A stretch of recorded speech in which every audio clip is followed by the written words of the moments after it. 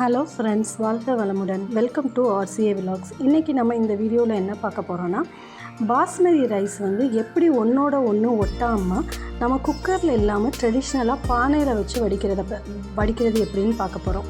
இப்போ பாஸ்மதி ரைஸை வந்து நல்லா கழிஞ்சுக்கோங்க. இந்த மாதிரி நல்லா கழிஞ்சாதான் அரிசியை வந்து நல்லா இந்த மாதிரி கழிஞ்சிக்கிட்டிங்கன்னா தான் ஒன்றோட ஒன்று வந்து அது ஒட்டாது நம்ம ரைஸ் வரும்போது.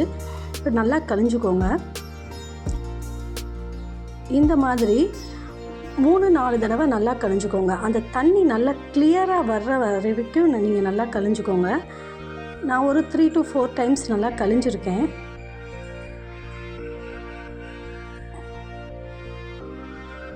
நல்லா அந்த ரைஸை கழுவி அந்த தண்ணி ஊற்றிக்கோங்க.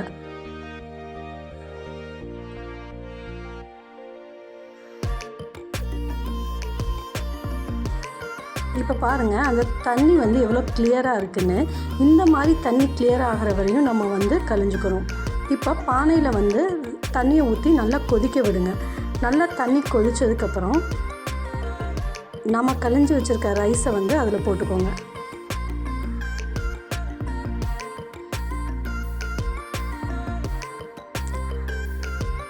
தண்ணி காயிற வரையும் அந்த ரைஸ் வந்து ஊறினா போதும்.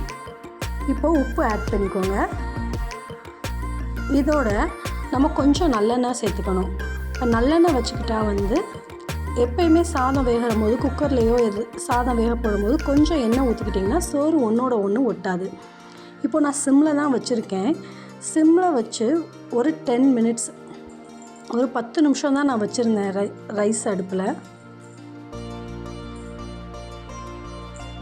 நல்லா கொதிக்குது. இப்போ பாருங்கள், ரைஸு வெந்துருச்சு. இப்போ நம்ம என்ன பண்ண போகிறோம்னா, இதை நல்லா நம்ம வடிச்சுக்கிற போகிறோம்.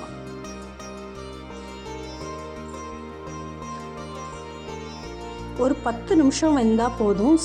நல்லா குலையாமல் ஒன்றோடு ஒன்று ஒட்டாமல் அரிசி நல்லாவே வெந்துடும். இப்போ வடிச்சுக்கோங்க. இப்போ பாருங்கள், ரைஸு நல்லா உதிரியாக இருக்குது. ஒன்றோட ஒன்று ஒட்டவும் இல்லை, உடையவும் இல்லை.